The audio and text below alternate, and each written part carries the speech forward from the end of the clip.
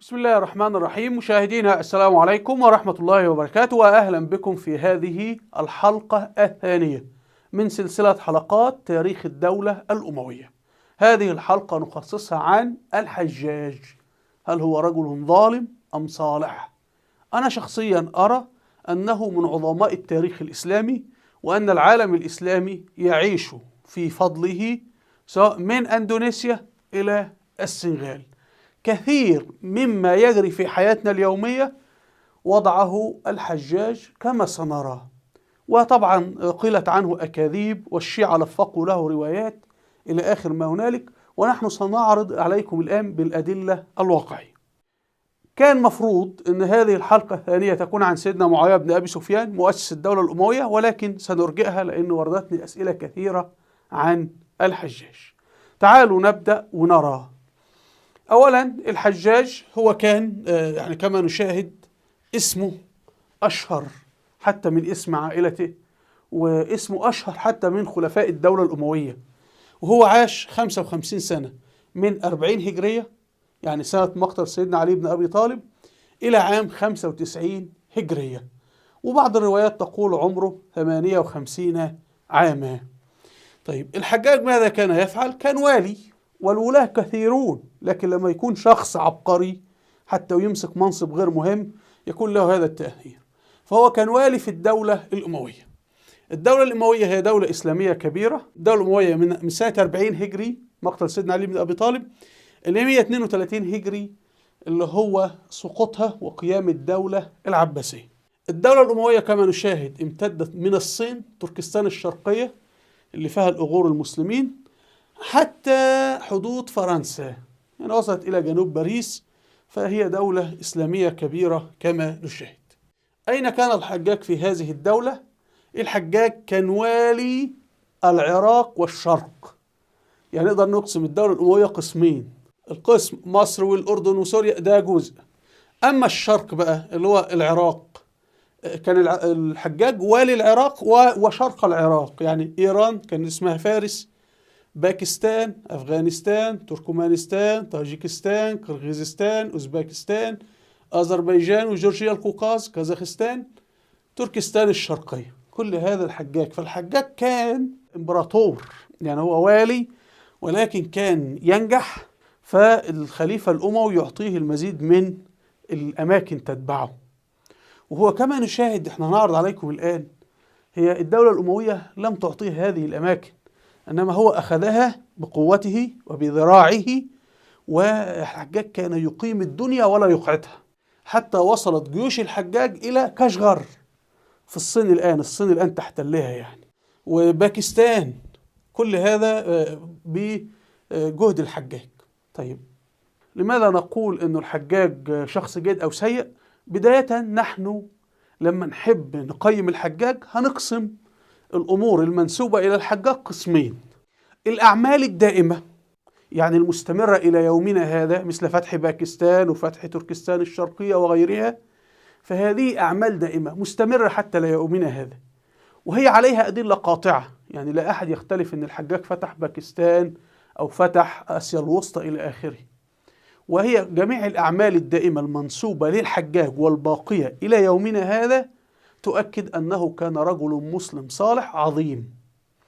طيب، الأعمال الوقتية اللي هي في حياة الحجاج، أنه قتل فلان أو سفك دم أو فعل كذا، الأعمال الوقتية هنجدها تنقسم إلى قسمين. في روايات تأتينا عن الحجاج تقدمه أنه رجل كريم شجاع حافظ للقرآن، محب لأهل القرآن، فتح دور تحفيظ القرآن كثيرة جدا، كان كريما، كان رجاعا للحق، كان الرجل صواما قواما. دي روايات اللي هي حياة الحجاج.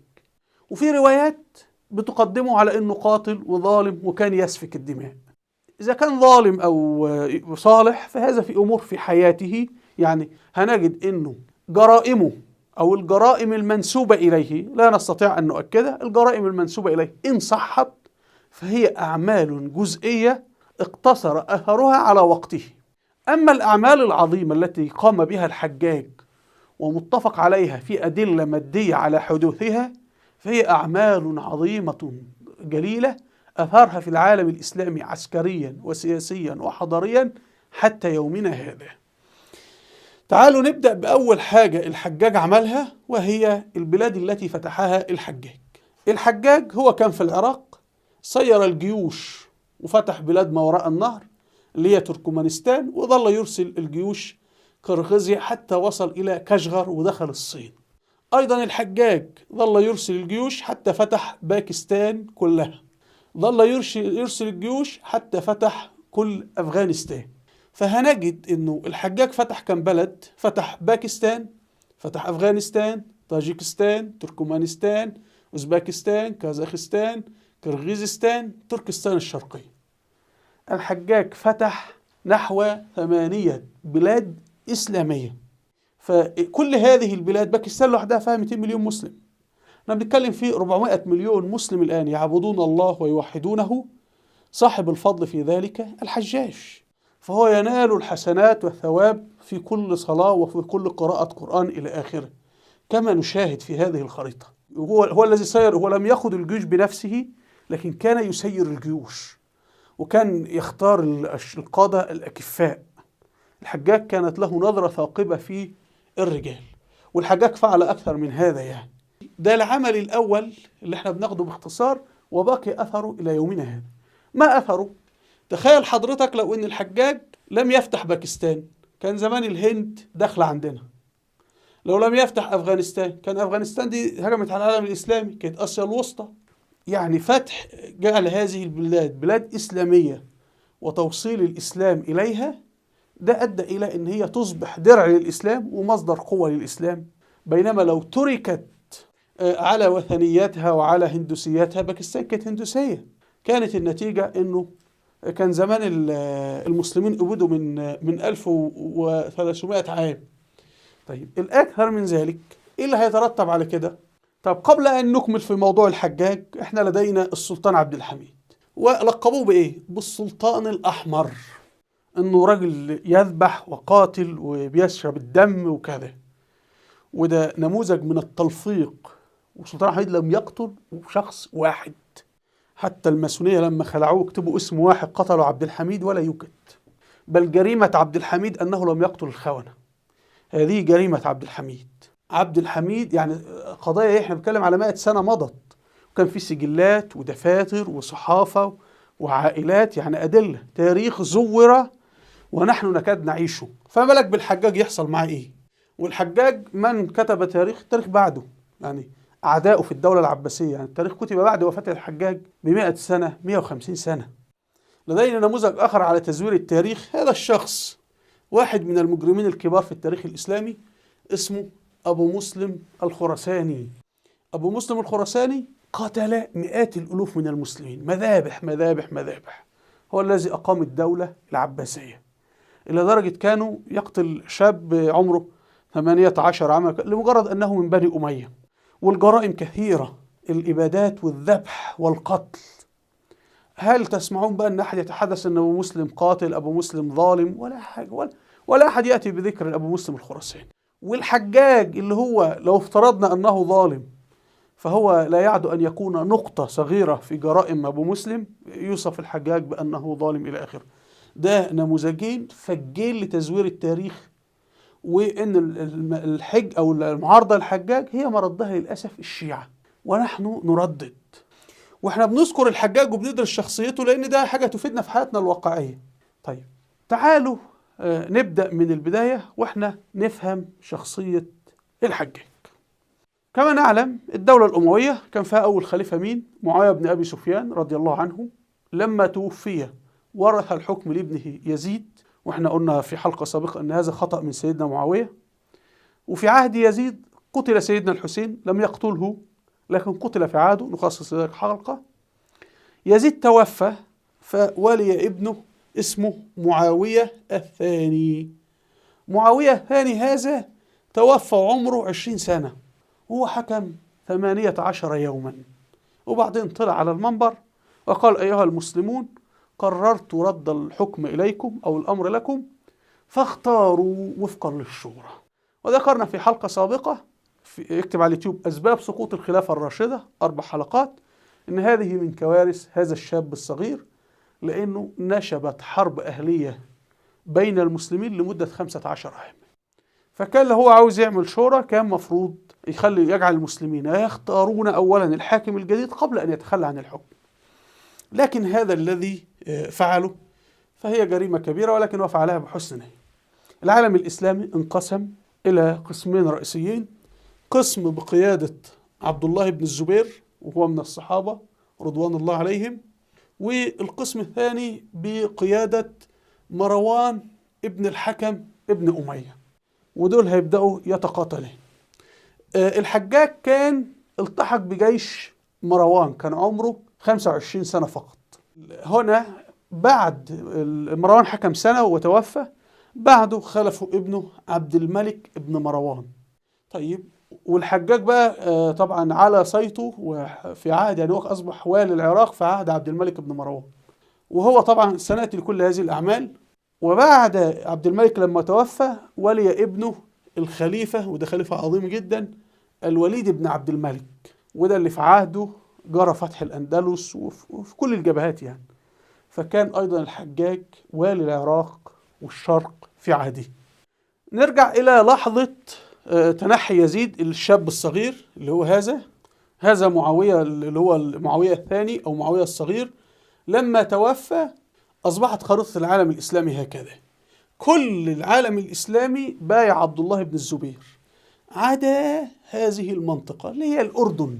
حتى دمشق لم تكن من ضمن. دمشق بايعت عبد الله بن الزبير. عبد الله بن الزبير كان في مكة وأعلن نفسه خليفة للمسلمين. المهم عقد مؤتمر الجابية وراح مروان بن الحكم دخل دمشق. في ذلك الوقت كان الحجاج معلم الصبيان، يعني يعلمهم تحفيظ القرآن الكريم. وبعدين الحجاج هو في الطائف. هناك روايات قيلت يعني لماذا انضم الحجاج إلى الأمويين في الشام ولم ينضم إلى عبد الله بن الزبير. ركز، هو الحجاج أصلا منين؟ الحجاج من مدينة الطائف هنا، فبالتالي المنطق أنه هو ينتقل إلى مكة المجاورة اللي فيها عبد الله بن الزبير، إلا أنه ترك مكة والزبيريين وسافر إلى دمشق، نتكلم 1500 كيلو، وعاش في غربة طوال حياته يعني، وانضم للأمويين، وهو يعني يعتبر الساعد الأيمن للأمويين. يعني ممكن لولا الحجاج ممكن كانت تنقلب الأمور بالنسبة للدولة الأموية. فلماذا اختار أو الحجاج فضل ذهب للطرف الضعيف اللي هم الدولة الأموية والأمويين اللي أصبح يسيطرون على منطقة صحراوية، وترك الطائف، ترك مكة وفي اللي فيها عبد الله ابن الزبير؟ غير واضح، يعني الروايات ليست قاطعة، اختلف في السبب. فقيل إن شرطة عبد الله بن الزبير ذهبت وضربته أو عملته سيئة أو كان فيها فساد أو شيء من هذا القبيل. فالرواية الشائعة تقول إنهم الشرطة أهانته وضربته، والحجاج نفسيته يعني عنده عز كرامة يعني. فقرر الحجاج إنه ينتقل من الطائف إلى دمشق، وفي دمشق ذهب مع جيش مروان بن الحكم وسيطروا على مصر، وسيطروا طبعا ما بعد مصر. بعد ذلك الأمويين قاموا بمهاجمة العراق وسيطروا عليه، كان تبع لعبد الله بن الزبير، وقتلوا أخوه مصعب بن الزبير، وكان الحجاج في جيشه. الحجاج أثبت طبعا براعة وقيادة ونجابة في كل هذه المعارك، فقرر عبد الملك بن مروان الخليفة الأموي، وكانت له فراسة في الرجال، أنه يجعل الحجاج قائد الجيش الذي يتوجه إلى مكة، وقام بحصار مكة وقتل عبد الله بن الزبير في النهاية. لما انتصر قرر عبد الملك بن مروان أنه ينقل الحجاج إلى العراق. كان فيه ثورات وتمردات كثيرة، والأمويين فشلوا في السيطرة على العراق، يعني لا يهدأ التمرد فيه والقتل والفوضى لا تهدأ أبدا في العراق وفي بلاد فارس وكل الشرق الإسلامي يعني. فأرسل عبد الملك نقل الحجاج إلى العراق. أما أخو الحجاج فجعله واليا على اليمن في الأسفل. نأتي الآن إلى تقييم شخصية الحجاج. إحنا ذكرنا أن الحجاج في الأعمال الدائمة والأعمال المؤقتة اللي هي خاصة بحياته.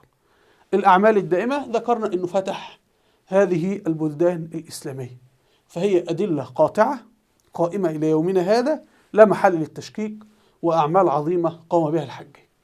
يترتب على فتح هذه المناطق دي بيسكنها مسلمين. طيب، فترتب على كده إيه؟ نشأة دولة السلاجقة اللي هي المسلمين الأتراك. يعني بعد ذلك لما العالم الإسلامي سقط في يد الشيعة، من الذي قام بإنقاذ العالم الإسلامي؟ دولة السلاجقة اللي هي مسلمين أتراك. من نقل الإسلام إلى المسلمين الأتراك؟ الحجاج.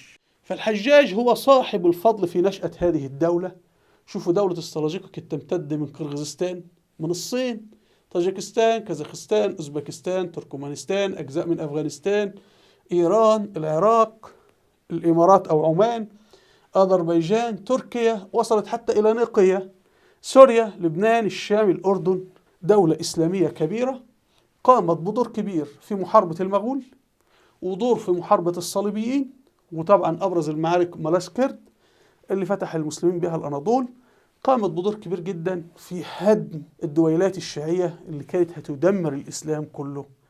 ولو هذه الدويلات الشيعية استمرت لانتهى الإسلام، لأنه المذهب الشيعي يؤدي إلى قتل المسلمين، وده موضوع نخصص له حلقة، وأيضا يساعد على نشر الإلحاد. أيضا من الآثار اللي ترتبت على فتح بلاد آسيا الإسلامية ودخول الأتراك للإسلام هذه المسألة، الدولة العثمانية. الدولة العثمانية من أين جاءوا؟ ما هؤلاء جاءوا من بلاد ما وراء النهر. مين اللي نقل لهم الإسلام في البداية؟ كل هذه أمور ترتبت على الحجاج.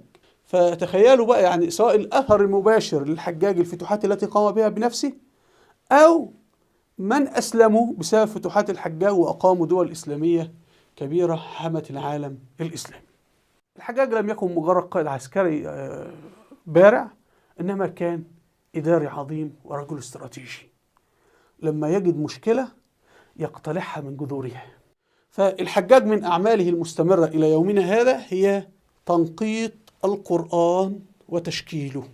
الحجاج كان يمر هو كان يتفقد الأسواق ويتفقد الناس، فوجد شابين أعجميين، لأنه غير العرب دخلوا الإسلام، فأخطأ في قراءة القرآن، سواء أخطأوا في قراءة القرآن. فهو حل المشكلة. لو أنا أو أنت كنا هنقف ونصحح للطفلين أو الشابين، لكن الحجاج لم يفعل. هو يريد أن يقتلع. إيه سبب المشكلة؟ أن كتابة المصحف الرسم بتاع سيدنا عثمان بن عفان ليس فيه نقاط وليس فيه تشكيل. فالحجاج عمل لجنة وقال لهم أريد اقتلاع هذه المشكلة، فتوصلوا إلى مسألة تنقيط القرآن وتشكيله. كما نشاهد كان القرآن بدون نقط، يعني اللغة العربية كانت تكتب حتى عهد الحجاج بدون نقاط ولا بدون تشكيل. العرب يحفظونها، يعني العربي اللي هو بيعرف يكتب ويقرأ يرى هذه الكلمة. واحنا حتى اليوم ما نقول مثلا كتب صابر، يعني انظروا عشان بس نبسط المسألة، كلمة كتب صابر وكلمة كتب أو كتب صابر، وهما نفس الكتابة، لكن أنت كعربي بتستطيع أن تفرق أن هذه الكلمة فعل كتب، وأنت تستطيع من السياق أنك تنطقها بشكل صحيح من أول مرة أن هي كتب بدون تشكيل يعني. لكن بالنسبة للأعجمي لا يستطيع التفريق. فعشان بس نبسط المسألة، هذه الكلمة دي مثلا دي كلمة تكتب في القرآن هكذا بدون نقط. طيب الكلمة دي ممكن نقرأها إيه؟ ممكن نقرأها ثم، يعني بعد، وممكن نقرأها ثم، يعني هناك، وممكن نقرأها تم، فعل، وممكن نقرأها نم، فعل أمر، نام يعني، وممكن نقرأها بم، وممكن نقرأها، يعني دي 5 حالات لشكل واحد، والأمور كثيرة. فغير العرب بالنسبة لهم هذه مشكلة. وبالإضافة حتى إلى أنه أطفال العرب اللي تربوا في فارس أو في هذه البلاد المفتوحة الجديدة أصبح بالنسبة لهم اللغة العربية غريبة، وهذا الحدث بالنسبة لنا احنا الآن يعني. فالحجاج قرر أنه ينقط المصحف ويشكل المصحف، وهنا اقتلاع المشكلة من جذورها. وهذا العمل العظيم مستمر إلى يومنا هذا. هناك كانت محاولات قبل الحجاج لتنقيط تشكيل المصحف، لكن الحجاج هو صاحب المحاولة الأبرز وحل المشكلة من جذورها. أيضا الحجاج قام بمسألة مهمة جدا، وهي مسألة تعريب الدواوين. الدواوين اللي هي الإدارات الحكومية في الدولة، فكانت في العراق باللغة الفارسية، وكانت في الشام باللغة اليونانية، لأن الدولة البيزنطية كانت لغتها اليونانية، وفي مصر باللغة القبطية. فكانت الدولة فيها تعدد لغات. أي دولة فيها تعدد لغات بتنهار وبتنقسم، لابد يكون الدولة لها لغة واحدة. فالحجاج هو والخليفة الوليد بن عبد الملك هما اللذان اتخذ قرار تعريب الدواوين. طبعا هذا أدى إلى وحدة المسلمين حتى يومنا هذا. لم تنفرط وحدة المسلمين إلا بعد إلغاء الدولة العثمانية، وأصبح مسألة بقى أن كل هذه دولة لها دستور وكلام من هذا القبيل. طيب، ترتب نقطة استراتيجية على قرار الحجاج بتعريب الدواوين، إنه إحنا أصبحنا المسلمين في كشغر في تركستان الشرقية، المسلمين في موريتانيا كل يستطيع قراءة القرآن الكريم ونعرف الإسلام. تخيلوا بدون تعريب الدواوين كان زمان الإسلام اندثر. دي مسألة جد خطيرة، يعني أثرها موجود حتى اليوم، لأنه إذا المسلم لا يستطيع أن يقرأ اللغة العربية صعب يفهم القرآن، فبالتالي سهل أن يقال له أكاذيب عن القرآن. ونحن نشاهد هذا في البلاد الإسلامية التي تكتب بالحروف اللاتينية. تعالوا نرى هنا، دي صفحة من كتاب الحجاج المفترى عليه للدكتور محمود زيادة، فبينقل رواية عن لما الحجاج قرر أنه يعرب الدواوين. فالحجاج أسند المسألة لواحد اسمه صالح، فاللي كان بيكتب اسمه مردان شاه ابن زادان فارسي، فقال: قطع الله أصلك كما قطعت أصل الفارسية. وبعدين الفرس عرضوا رشوة على صالح 100,000 درهم ليقول للحجاج إن المسألة فشلت، لكنه رفض. عبد الحميد الكاتب، وده مشهور جدا في التاريخ الإسلامي من الكتاب، وده في العهد العباسي يعني، يقول: لله ضر صالح ما أعظم منته على الكتاب، ولله ضر الحجاج اللي هو صاحب الفضل في هذه المسألة. طيب، تعالوا نشاهد الخريطة التالية. دي خريطة العالم الإسلامي يا جماعة، أدي الدول الإسلامية. وبعدين انظروا هنا ما فعله الحجاج من أنه الكتابة تكتب بالحروف العربية، ظل مستمرا حتى 100 سنة أو 120 سنة مضت. لما الإنجليز والفرنسيين احتلوا بلادنا، لما الماسونية احتلت العالم الإسلامي، بدأوا يغيرون الحروف إلى الحروف اللاتينية، رغم أنهم يقولون نحن ضد فرنسا ونحن ضد بريطانيا والاستعمار. طب لما أنتم ضد الاستعمار، لماذا تأخذ حروف العدو؟ يعني أنت اليوم إسرائيل تحتل فلسطين، يأتي فلسطين يحارب إسرائيل، ثم بعد ذلك ينتصر يأخذ حروف العبرية ويجعل يكتب بها اللغة العربية. ما منطق أبدا. لما تلاحظوا إحنا عندنا هنا البلاد اللي باللون الأخضر بتكتب بالحروف العربي، البلاد التي باللون البنفسجي مثل السنغال، موريتانيا بتكتب عربي، أنا آسف تلونت غلط، مالي، النيجر بتكتب بالحروف اللاتينية سواء فرنسية، يعني اللغة العربية ليست لغة رسمية فيها، وده بسبب الاحتلال الفرنسي. عندنا البوسنة، ألبانيا، تركيا، أذربيجان بتكتب بالحروف اللاتينية. آسيا الوسطى كلها تكتب بالحروف الروسية، كازاخستان، أوزبكستان، تركمانستان، كرغيزستان. من الأمور اللي الصين بتحاول فيها أن تجعل المسلمين في تركستان الشرقية الأغور يكتبون بالحروف الصينية. جزء شوفوا من الحرب، يعني بيحاولوا هدم ما فعله الحجاج منذ 1300 سنة. الصومال، الحكم الشيوعي في الصومال كتب بالحروف اللاتينية. اللغة الصومالية كانت موجودة لكن لغة شفهية، لكن الكتابة والتأليف كله كان في الصومال بالعربي، وكذلك في جيبوتي وإثيوبيا وإريتريا. فبالتالي هذا يرينا المسألة. طيب، بيترتب على ذلك إيه؟ هتجد البلدان التي لا تكتب بالحروف العربية من السهل الكذب على الإسلام.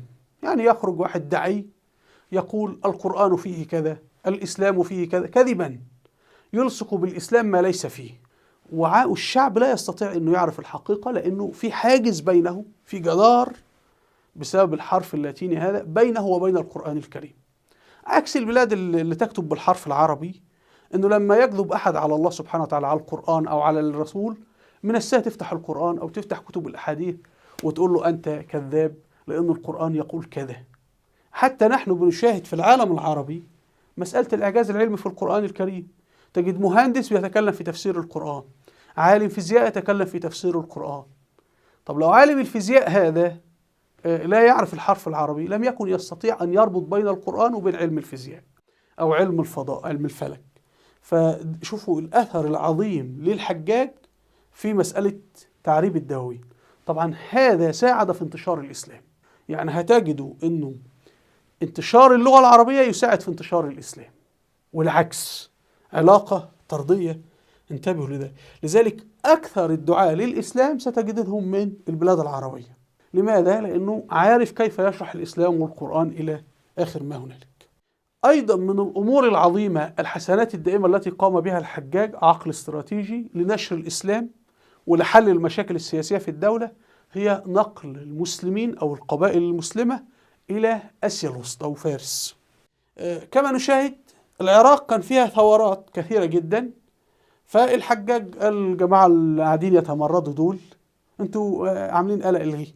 نقلهم داخل فارس ونقلهم إلى آسيا الوسطى، وقال لهم إيه؟ وأعطاهم أراضي فعمروا هذه الأراضي، وفي نفس الوقت جعلوا السكان المحيطين يعرفون الإسلام فنشروا الإسلام.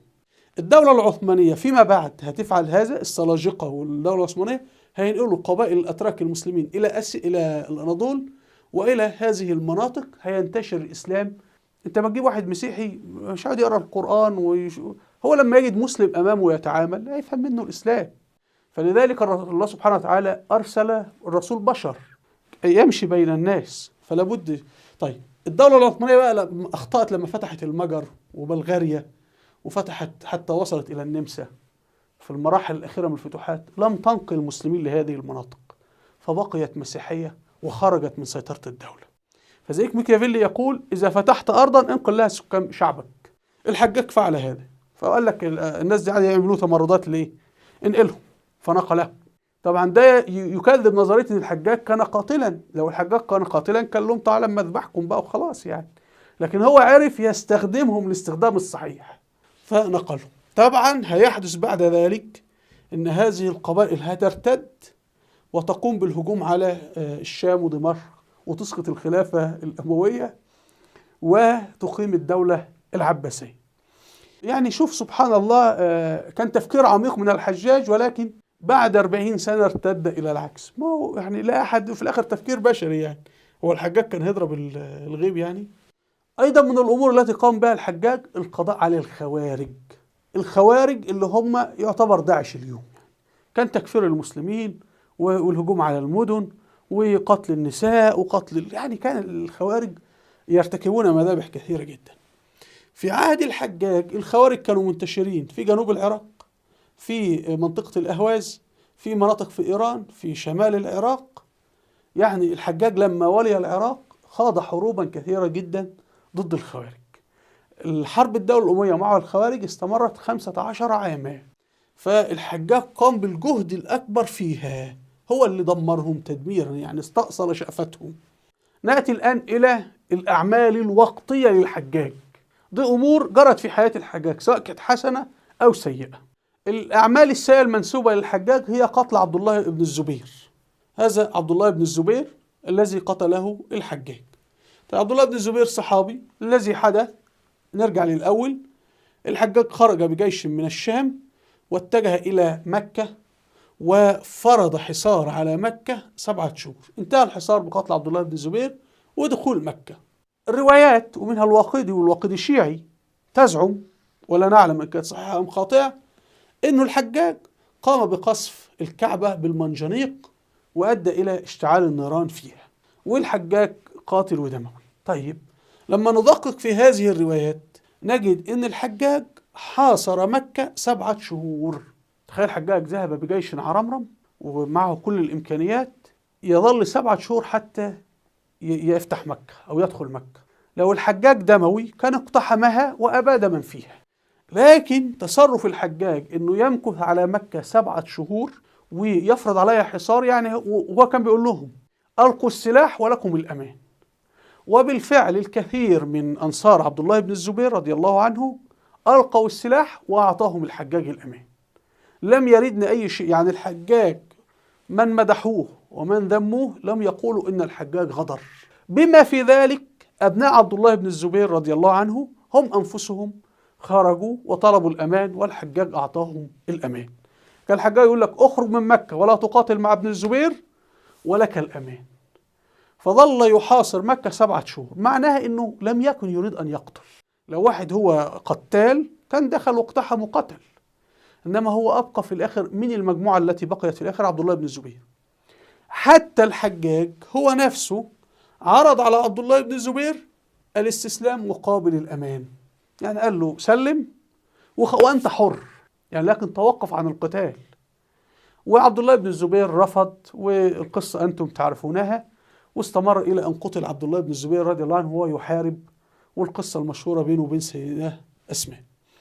طيب هل قصف الحجاج الكعبة؟ أنا لا أعرف، ممكن تكون روايات مكذوبة، ممكن تكون روايات حقيقية، دي تحتاج محققين. لا، ربما أنه الحجاج قصف أنصار عبد الله بن الزبير، ربما جاءت نار هنا أو هناك. الروايات تقول أن الخليفة الأموي عبد الملك بن مروان كان ضد قصف الكعبة، يعني لما علم بقيام الحجاج بقصف الكعبة قال اللعنة على الحجاج، يعني أورثنا عار الدهر. وعبد الملك بن مروان كان فقيه كبير، كان من فقهاء المدينة الأربعة يعني. لكن أنا رأيي إذا كان فعلا الحجاج قصف الكعبة وهو حاصر المكة لمدة 7 شهور، وهي مدة كافية لأن يستأذن لعبد الملك في ذلك، فلا يمكن أن الحجاج يقدم على فعل خطير كهذا إلا إذا استأذن عبد الملك. فهل قصفها أم لم يقصفها؟ أو هل هو قصف جيش ابن الزبير بالمنجنيق وجرى تحريف الأمر وتهويله؟ وإحنا شاهدنا في حالة السلطان عبد الحميد عدد قتلاه 0 فأصبح سلطان أحمر. طب كان مطلوب يعمل إيه عشان يكذب هذا ولم يقتل أحد؟ وإحنا شاهدنا الكذب على الرئيس مرسي، أخذ الرئيس مرسي اتهم إنه جاسوس، وصدرت أحكام من محاكم مصرية القضاء المصري إن الرئيس مرسي سرق البط من السجن. تخيل. فبيوريك التلفيق بيصل إلى فين. طبعا في حوار بين أسماء بنت أبي بكر رضي الله عنها بنت سيدنا أبو بكر الصديق وبين الحجاج. الحوار صحيح أو خطأ، أن الحجاج صلب عبد الله بن الزبير أم لا، دي تحتاج إلى علماء الحديث لتقييم هذه الروايات، يعني لست أهلا لتقييم ذلك. لكن إذا كان فعل الحجاج فالحجاج مخطئ ومرتكب جريمة، يعني دي ليش نقاش فيه. وإن كان الموضوع ملفق عليه فيبقى موضوع مكذوب على الحجاج. فإن كانت جريمة فهي جريمة وقتية تتعلق بحياة الحجاج، يعني ليست مستمرة يعني. طيب الحجاج بعد ما خلص موضوع مكة جرى نقله واليا على العراق. كان دايما الأمويين يضعونه في الأماكن اللي فيها مشاكل. فطبعا الحجاج، هذا هو الحجاج طبعا، دخل الكوفة كانت عاصمة العراق. كان فيه العراقين، عراق العرب اللي هو العراق الحالي، وعراق العجم اللي هو إيران يعني وأذربيجان. فالحجاج طبعا دخل المسجد وكان معه مجموعة قليلة، ودخل به اللثام وقال أنا ابن جلا وطلاع الثنايا. طلاع الثنايا يعني اللي هذبحكم وأطلع أرواحكم يعني. طب لما نقرأ في خطبة الحجاج هتجد إن الحجاج بيقول لهم أنا إني أرى الدماء تترقرق بين العمائم واللحى، يعني هذبح. ولكن هو لما يكون في حالة تمرد أو حالة كذا، بغض النظر عن الموقف السياسي، يعني أنا لم أقل إنه موقف الأمم كان صحيحا من البداية. أنا رأيي إن موقف عبد الله بن الزبير كان صح، وإن الأمم كانوا على خطأ، لكن أنا ضد الكذب الذي يلصق بالدولة الأموية. واضح كده الكلام؟ فالحجاج هو بيقول هذا لماذا؟ لأنه لا يريد أن يقتل، إنما هو لو ترك الأمر هكذا وأبدى لهم لينا كان هتحدث تمردات. والعراق فيه تمردات مسلحة من عهد عمر بن الخطاب، يعني لم يكن يصبرون، كل والي يشتكون منه. وخرج من العراق قتل سيدنا عثمان بن عفان من العراق ومصر. فحتى هو الحجاج قال لهم يا أهل العراق منكم معدن الشقاق والنفاق. لماذا العراق كان فيه كل هذه المشاكل؟ العراق كان أخلاط، كان فيه يهود وفي مسيحيين، صابئة، مندئيين، مجوس، عرب، والعرب يقسموا العرب الحضر وعرب البدو. فالعراق كان أخلاطا في خوارج مؤيدين سيدنا علي إلى آخر ما هنالك. فكان العراق يحتاج إلى الحزم والشدة. طبعا من الأمور اللي قالها، طبعا ده منظر دخول الحجاج، واللقطة مأخوذة من مسلسل الحجاج. قال مقولته المشهورة إن أمير المؤمنين عبد الملك بن مروان أطال الله بقاءه ولاني عليكم وأعطاني سيفين، سيف الرحمة وسيف العذاب. أما سيف الرحمة فقد سقط مني في الطريق، أما سيف العذاب فهذا. فالحجاج كان هو راجل، هو طريقته في التعامل 1 زائد 1 يساوي 2. وهو نفسه في الخطبة نفسها قال لهم أنا إذا وعدت أوفيت، يعني إذا قلت من لم يخرج سأقتله، ومن يحسن ويجيد سأكافئه وأقدمه وأجعله قائد، وكان ينفذ هذا، وهنجد هذا فعله الحجاج فعلا. فهنجد الحجاج ناس أصلا ما كانت أقاربه ولا شيء، وقدمهم وجعلهم قادة للجيوش. الحجاج طبعا لما ولي أمر العراق كان فيه الخوارج في هذه المنطقة في إيران، فالحجاج أرسل الجيوش لتقاتل الخوارج في العراق. اللي كان بيقوم بقتال الخوارج قائد إسلامي كبير اللي هو المهلب ابن أبي صفرة رحمه الله، من القادة الإسلاميين الكبار، وفتح بلاد إسلامية أيضا، وهو اللي دمر الخوارج. فهو طبعا كان لا يأتيه قوات ولا شيء لمواجهة الخوارج. فلما وجد جيشا عظيما قادما عليه من العراق قال: لقد ولي العراق رجلا ذكر. هو الحجاج كان يقول لأهل العراق كل واحد ياخد أجره قبل الاشتراك في الحرب مقدما، من يتأخر بعد 3 أيام لا يخرج إلى المهلب يقتل وتهدم داره. تصرفه غلط، أنا شايفه أنه تصرفه غلط، لكن هو كان عجبنا تصرفه أو لا يعجبنا، هو لم يكن يغدر وما كان يقتل بدون سبب، يعني هو كان بيدي أمر نفذ. طبعا من الأمور اللي استفحت في عهد الحجاج، أو هي يعني الحجاج ذهب للعراق وشرق الدولة كله، اللي هو موضوع الخوارج، تمردات المسلحة للخوارج، لدرجة أنهم كادوا أن يقتلوا الحجاج أكثر من مرة يعني. وطبعا كان في من ضمن القصص الطريفة هذه المرأة اسمها غزالة الشيبانية، لأن زوجها اسمه شبيب من بني شيبان، فهي يعني تنسب الفرقة كلها اسمها الفرقة الشيبانية، دول الخوارج. فغزالة دي كانت انتصرت على الحجاج هي والمجموعة دي، وبعدين غزالة بقى كانت شجاعة وبتحمل السيف ومحاربة، وقيل أشعار كثيرة جدا في العراق في موضوع غزالة الشيبانية. وتقول الروايات إن هي الجيش اللي كانت موجودة فيه هزمت الحجاج، وإن الحجاج هرب أمامها. طيب فأهل العراق اللي هم طبعا كان الحجاج هزمهم وقاهرهم، فلما انتصرت الغزالة الشيبانية على الحجاج مؤقتا يعني وهرب منها كما تقول الروايات، فخرجت عليه هذه الأبيات الشعر: أسد علي وفي الحروب نعامة، ربداء تجفل من صافر الصافر، هلا برست إلى غزالة في الوغى، بل كان قلبك في جناحي طائر. يعني يقول قلبك كان خفيف، انت قاعد حجاج تعمل عنها أسد، لكن قدام غزالة تهرب. فهذا مما قيل، لكن إذا صحت الرواية لا أعتقد أن الحجاج هرب خوفا، إنما هرب سياسة، يعني إذا بقي في المكان سيقتل، فهو عاد عليهم القرة وانتصر عليهم. والحجاج حياته كلها حروب، وحتى لما كان يهزم ما كان يهرب ولا يسلم، حتى لما أعداؤه كانوا يعطونه الأمان كان يرفض. المهم في الآخر قتلت غزالة. الغزالة طبعا من ضمن الأمور الطريفة إن هي نذرت إذا دخلت مدينة الكوفة اللي هي عاصمة العراق اللي فيها الحجاج، فإنها سوف تصلي في مسجد الكوفة يعني. ودخلت وصلت في مسجد الكوفة. تقول الروايات إنها قرأت سورة البقرة، وروايات تقول قرأت سورة آل عمران، مش موضوعنا. المهم أهل العراق أنشدوا الشعر ضد غزالة، فقالوا: وفد غزالة نذرها، يا رب لا تغفر لها. لأنه طبعا الخوارج كانوا بيقتلوا النساء والشباب وكله، فهم كان أهل العراق يكرهون الخوارج ويكرهون الحجاج يعني. أيضا من الأمور اللي هي بتوريك بقى التناقض، الحجاج في كل ما قيل عنه لم يتهم إنه بتاع نساء أو بتاع خمر أو إنه فاسد أو إنه سرق أو إنه حاب أقاربه. ما في أي مأخذ أخلاقي على الحجاج على الإطلاق، سوى يقولون أنه كان كثير القتل، وهذا نحن نراه من تصرفاته غير خاطئة، أنه غير صحيح، لأننا نشاهد العفو الكثير الذي كان يصدره. هنا زوجة الحجاج هند بنت المهلب اللي هي ابنة القائد الذي قلنا عليه منذ قليل، أبوها المهلب وأخوها يزيد بن المهلب، سنأتي ليزيد أخوها، يعني دي هند زوجته. فالحجاج حبس أخو زوجته، والحجاج في ناس من أقاربه حبسهم، هذا أخو زوجته اللي هو يزيد ابن المهلب، الحجاج سجنه. ونحن لا نعرف من كان على حق، الحجاج أم يزيد.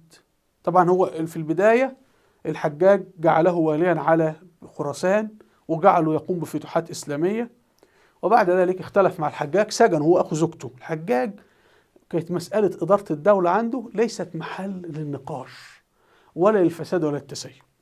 لكن خاتمة يزيد ترينا أنه شخص سيء. لماذا؟ لأنه يزيد سجنه الحجاج، لم يقتله، بعد هرب من سجنه، وبعد ذلك بعد ما مات الحجاج هرب، وبعدين تمرد على الدولة الأموية وحمل السيف وقادهم وقتل كثير من المسلمين، وكان هذا من أسباب انهيار الدولة.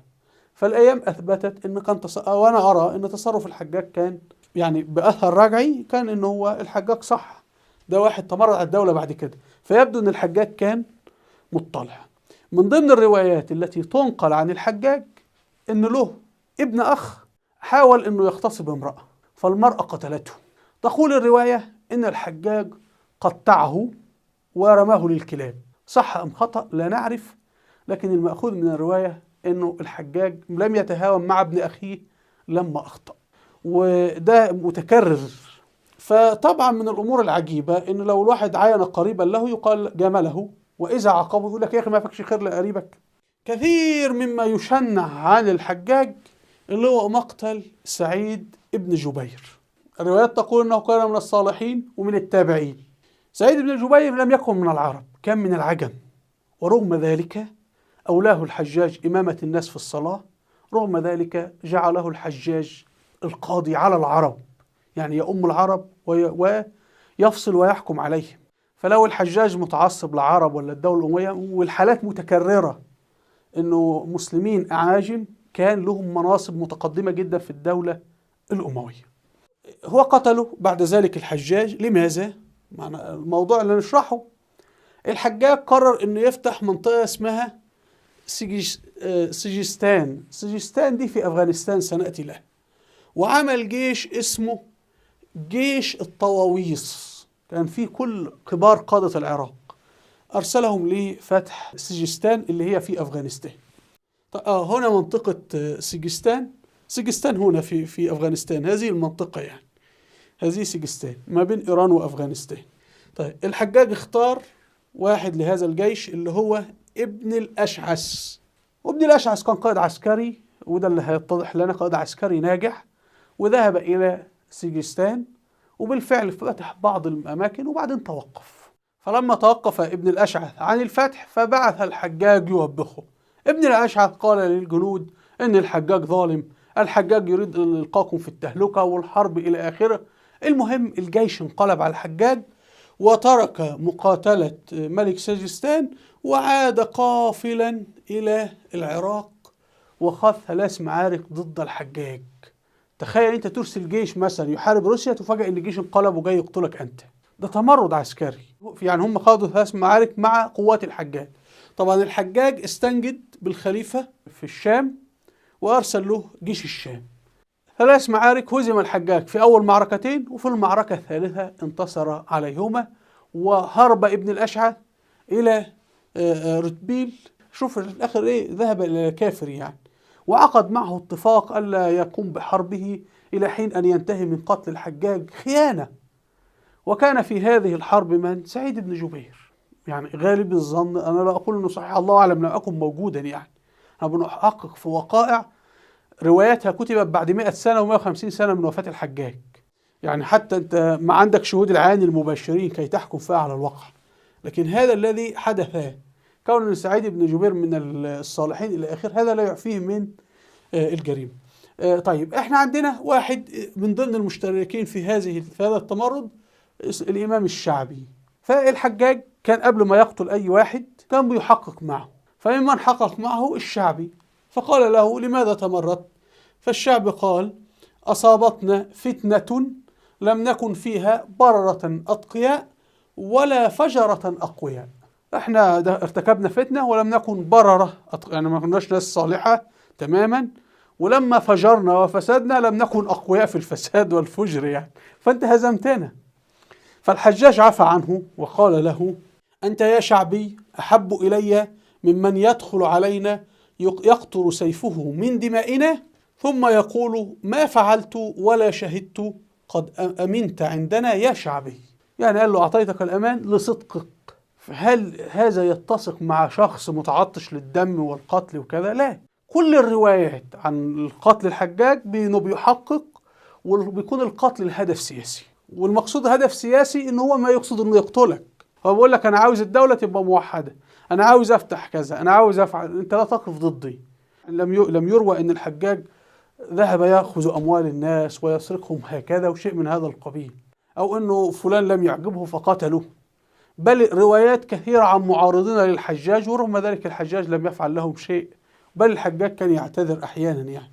طيب، من بين الامور اللي حدثت برضه في عهد الحجاج اللي هي ثورة ابن الجارود، وابن الجارود انتصر في البداية على الحجاج، ولدرجة انه الحجاج هزم وكاد يهزم خالص، وابن الجارود هذا ارسل يؤمن الحجاج، يعني قال له استسلم يا حجاج وحافظ على حياتك لانه حاكمك ولا شيء. فالرسول الذي ارسله ابن الجارود للحجاج يقول له يا حجاج قد امنك ابن الجارود. الحجاج طبعا رفض ومن حوله يسمعون، فالحجاج غالطه في القول وقال والله لا أؤمن ابن الجارود حتى أقتله. يعني الحجاج ادعى أنه ابن الجارود يطلب الأمان وأنه لن يعطيه الأمان، فطبعا الحجاج رفع معنويات من حوله أن ابن الجارود في وضع ضعيف ومهزوم، وكان العكس الصحيح يعني، لكن هذا من فطنة الحجاج. وانتصر الحجاج في النهاية. من القادة العظام اللي اختارهم الحجاج محمد ابن القاسم الثقفي، هذا ابن عمه عنده 18 عاما، فاتح باكستان، وطبعا هو ما ولاه لابن عمه، هو ولاه لكفاءته. الذي حدث انه داهر ملك السند اللي هو ملك باكستان في سفينة للمسلمين راح الى سريلانكا، الامواج قذفتها، المهم القراصنة اخذوها وفيها امرأة، فاغتصبوا هذه المرأة، فهذه المرأة وهي تغتصب قالت وحجاجاه وحجاجاه. واحد من اللي كان في السفينة هرب، يعني استطاع انه يعوم في المياه ويهرب، فوصل للحجاج في العراق، فروى الحجاج وقال له المرأة كانت تقول وحجاجاه، فلما قال له وقد قالت؟ قال له بلى، فرد الحجاج لبيك لبيك لبيك، وحرك لها 3 جيوش، أول جيشين هزموا، فأرسل جيشا ثالثا بقيادة ابن عمه محمد ابن أبي القاسم الثقفي اللي هو هذا عمره 18 عاما، ده رايح يحارب في جيشين مهزومين في معركة من قبل، يعني المفروض يتقتل فيها يعني. فالحجاج لو أرسله من أول مرة كان نقول يريد له الوجاهة، لكن ده أرسله في بلاد بعيدة. أهو انظروا يعني الجيش طلع إيه، أدي العراق، حتى في سفن راحت، ده هو عمل أسطول، شوفوا كل هذا كي يدخل إلى باكستان، نهر السند كله، فروع السند ال5 يعني. أدي الحجاج. ما في ناس تقول إن الحجاج أرسل ابن الأشعث كي يتخلص منه في قتال آسيا الوسطى. طب ما هو الحجاج نفسه كان بيقود الجيش أكثر من مرة كثيرا يعني، والحجاج أرسل ابن أخيه نفسه. طيب القائد الثاني العظيم في عهد الحجاج وغالبيتهم اللي هو قتيبة ابن مسلم الباهلي رحمه الله، ده فتح الصين اللي أدخل الإسلام في تركستان الشرقية اللي هي الإيغور حاليا. الحجاج أرسل ابن أخيه وقال له افتح لي باكستان، ففتح باكستان وقال له من يصل منكم إلى الصين أولا أصبح وليا على الصين. فهتجد الفتوحات بتاعته كان متجهة كشمير، هدفه الوصول للصين. لكن قتيبة ابن مسلم الباهلي اللي تحرك من الشمال ومن طاجكستان استطاع أن يصل إلى تركستان الشرقية أو الصين الآن، فأصبح هو المسؤول، يعني لا هو جامل ابن عمه ولا شيء من هذا القبيل. وقتيبة ابن مسلم الباهلي من قبيلة صغيرة لا شأن لها بين العرب اللي هي قبيلة باهلة، لدرجة الشاعر يقول وأنا أقول من الذاكرة إنه باهلة قوم أبوهم وأمهم قتيبة، يعني الناس زبالة دي لا قيمة لها سوى إنه قتيبة، لولا اسم قتيبة لمحيا اسم قبيلة أو مجموعة باهلة هذه. فالحجاج ما فرق بين الناس على أساس أهميته أو العرقوم أو شيء من هذا القبيل. طيب الحجاج القصص كثيرة تروى في عفو الحجاج، يعني على سبيل المثال قصة مشهورة جدا إن الحجاج اعتقل واحد أو الشرطة اعتقلت واحد لأن أخوه هرب، أخوه مطلوب القبض عليه، فاحتقلوا مين أخوه وقرروا يهدموا داره وقرروا قطع راتبه من عطاء الجند، يعني كان يبقى له عطاء مرتب فقرروا قطعه. فالمهم الراجل ده دخل للحجاج قال له يا حجاج يعني لماذا تعاقبني، أخويا المجرم أنت مع علاقتي. فالحجاج رد عليه ببيتين شعر وقال له جانيك، يعني اللي مورطك في المصيبة، من يجني عليك وربما تعدي الصحاح مبارك الجرب، يعني الجمل الأجرب بيعدي الجمال السليمة، فأخوك هو اللي جاب لك الكارثة. ولرب مأخوذ بذنب عشيرة ونجا المقارف صاحب الذنب، يعني ناس أبرياء يعاقبون لأن واحد فيهم مجرم، فالراجل رد عليه من القرآن الكريم وقال له في قصة سيدنا يوسف عليه السلام لما وجدوا الكيل في متاع أحدهم، فقالوا للملك عزيز مصر خلاص نأخذ أخوه رهينة. فرد عزيز مصر الملك قال إيه؟ قال معاذ الله أن نأخذ إلا من وجدنا متاعنا عنده إنا إذن لظالمون. يعني الذنب شخصي. واللي يفهم من هذا إنه عزيز مصر كان مسلم، لأنه بيقول معاذ الله، يعني راجل خايف ربنا يعني، وفي نفس الوقت بيقول إنا إذا لظالمون. فالحجاج قال له أنت كلامك صحيح، وأتى بالمنادي وقال له نادي في المدينة أن كذب الشاعر وصدق الله. كان ممكن الحجاج يسكت وخلاص، إنما لابد يفضح الدنيا إن أنا غلطت واستشهدت بالشاعر والشاعر طلع كاذب وكلام ربنا الصح، ما كان يسكت ولا يكابر. يعني الواقعة بتدل أن الحجاج لم يكن شخصا مكابرا. يعني حالات العفو عند الحجاج كثيرة بسبب نقاشات أو كذا، وكان يعفو عن ناس لصدقهم، ناس لشهامتهم، ناس لأنهم أصحاب فضل إلى آخره. كرم الحجاج المشهور عنه أنه كان لا يجلس إلى طعامه إلا إذا دعا ضيوفا، حتى كان يطلب من الشرطة أن تأتي له بناس من الشارع كي يؤكلوه. في النهاردة حاكم بيأتي بناس من الشارع كي يأكلوا معه طعامه. وحتى في قصة طريفة أنه في أعرابي رفض أن يأكل معه وقال له أنا صائم، فالحجاج قال له يعني أنا الأمير يا أخي وأدعوك، افطر اليوم وصوم غدا. قال له يا حجاج ربنا أهم منك يعني. ولم يفعل له الحجاج شيء. يعني ستجد روايات كثيرة لنساء ورجال يعارضون الحجاج ويقولون له أنت مخطئ وأنت كذا، والحجاج لم يفعل لهم شيء. يعني الحجاج ما يبدأ يتخذ إجراءات إلا في حال رفع السيف، وده وضع منطقي. فمعروف أن الحجاج كان كريما، ومعروف أن الحجاج كان يقيم موائد الطعام وكان يشرف عليها بنفسه ويتأكد حتى كان يقول للناس الإفطار والعشاء عندي. وأيضا بنى دور تحفيظ قرآن كلمة كثيرة، أهل القرآن كان يعطيهم، كان يعني يعطي المرتبات والأعطيات إلى آخره. طبعا أصلح الزراعة في العراق، الري، يعني عمل إصلاحات كثيرة، ولكن إصلاحات مؤقتة بعهده. يعني احنا قلنا الإصلاحات الدائمة والإصلاحات القصيرة. طيب عمر بن عبد العزيز كان ضد الحجاج. أخوه الوليد بن عبد الملك اللي هو الخليفة، عفوا ابن عمه اللي كان خليفة، بعد كده عمر هيبقى خليفة، كان مع الحجاج. وأنا أرى أن موقف عمر بن عبد العزيز خطأ، ولما خص حلقة لعمر بن عبد العزيز أنا أعتقد أنه أخذ أكثر مما يستحق. عمر بن عبد العزيز لما تشوف كل إصلاحاته إصلاحات وقتية، الحجاج إصلاحاته إصلاحات دائمة وله إصلاحات وقتية، وفي أمور جرائم منسوبة له ولكن وقتية يعني. المهم لما حضرت الوفاة عند الحجاج فقال اللهم اغفر لي فإن الناس يزعمون أنك لا تفعل.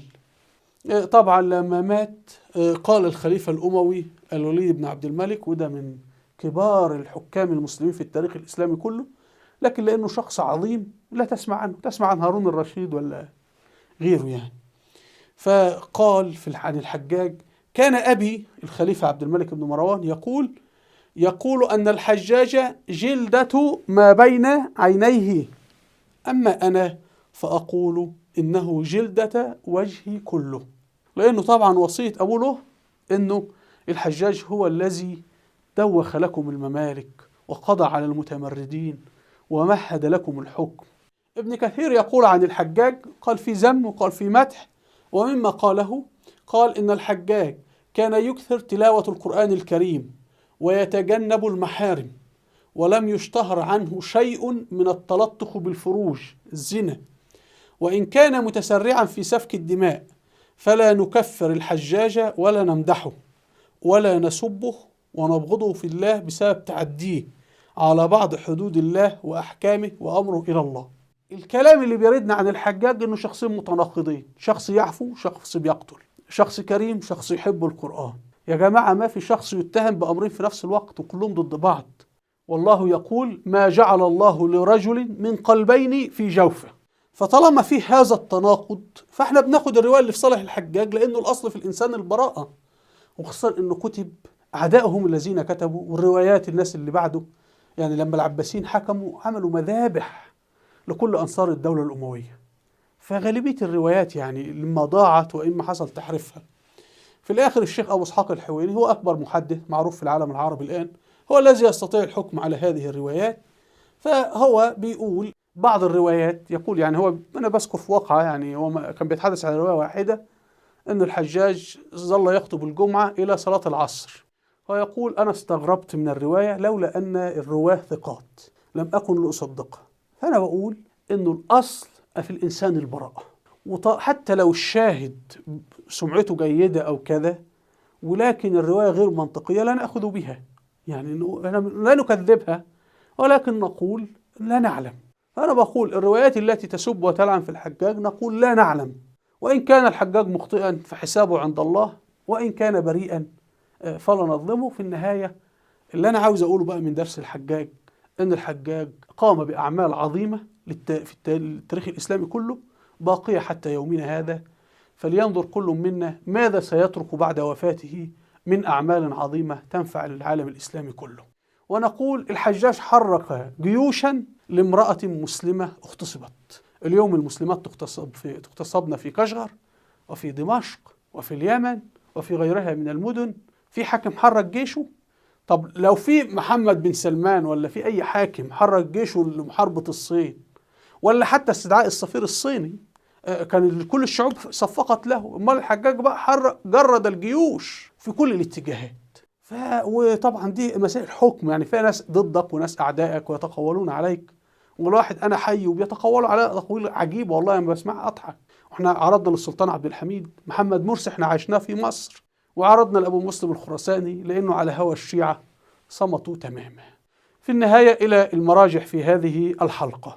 أولا كتاب الحجاج المفترى عليه للدكتور محمود زيادة، كتاب محمد رسول الله تأليف الدكتور محمد صادق العرجون، كتاب أبو بكر الصديق تأليف الدكتور علي الصلابي، كتاب عمر بن الخطاب تأليف الدكتور علي الصلابي، كتاب عثمان بن عفان رضي الله عنه تأليف الدكتور علي الصلابي، أطلس غزوات الرسول صلى الله عليه وسلم الدكتور سامي المغلوث، أطلس الفتوحات الإسلامية في عهد الخلفاء الراشدين الدكتور سامي المغلوث، كتاب معاوية بن أبي سفيان للدكتور علي الصلابي، كتاب الدولة الأموية للدكتور يوسف العش، كتاب الدولة العربية للمستشرق الألماني، محاضرات الدكتور محمد الصغير عن الدولة الأموية وهي منشورة على اليوتيوب، محاضرات الدكتور سرور العجمي عن الدولة الأموية وهي منشورة على اليوتيوب، محاضرات الدكتور سعيد الكملي وهي منشورة على اليوتيوب، كتاب عمرو بن العاص الأمير المجاهد. أرجو مشاهدينا أن تكون الصورة قد وضحت، وأرجو منكم الاشتراك في القناة بالضغط على هذا الزر. رابط صفحاتي على الفيسبوك وتويتر أسفل الفيديو. هنا قائمة الفيديوهات الوثائقية والتاريخية أرجو أن تشاهدوها الأهمات في مجال التاريخ. وهنا الحلقة الأولى من سلسلة حلقات تاريخ الدولة الأموية، أرجو الاستماع إليها. وإلى اللقاء، والسلام عليكم ورحمة الله وبركاته.